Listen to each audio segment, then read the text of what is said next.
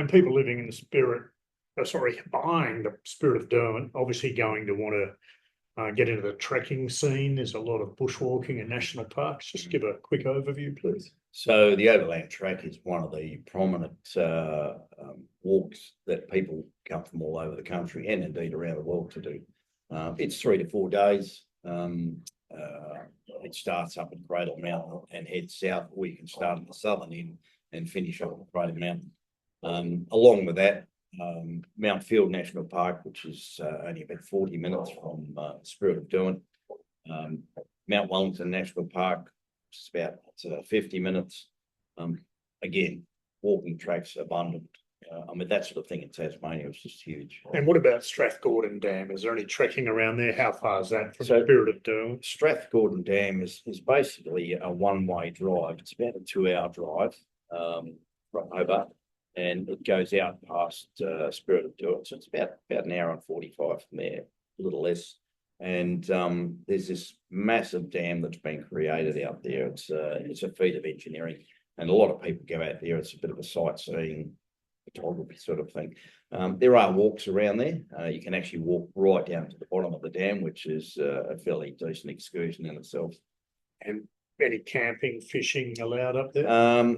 Not in the immediate area. Further out around the dam, you can camp and fish, but access is from different directions, different locations. Got you. And in that area and other parts of Tasmania, of course, there's good four-wheel driving, there's wonderful treks, but really the whole state is an outdoor state activity, isn't it? It is. It's just an adventure playground.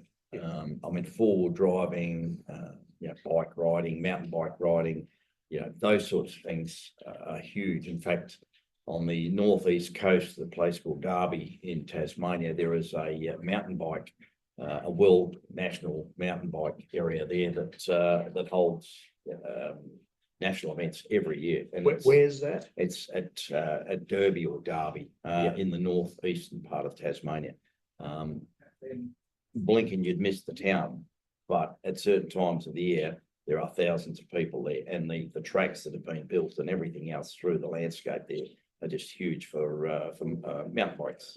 And that whole northeast region, right down through the Derwent Valley, vineyards, beautiful coastline, rugged coastline, some incredible dairy, vineyards, even beef properties, sheep. The vineyards. There's a number of major areas in Tasmania, but Derwent Valley is one of those areas because of the soil content for wine growing. There's two large vineyards, and well known.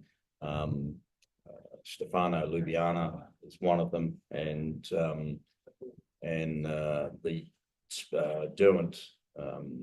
Derwent Estate is the other, and they're only 10 minutes from Spirit of Derwent. Brilliant. And what about the casino in Hobart? Rest Point Casino, I think, was one of the first casinos in Australia. If not the first, maybe the second. But that's Rest with a W, isn't it? With a W.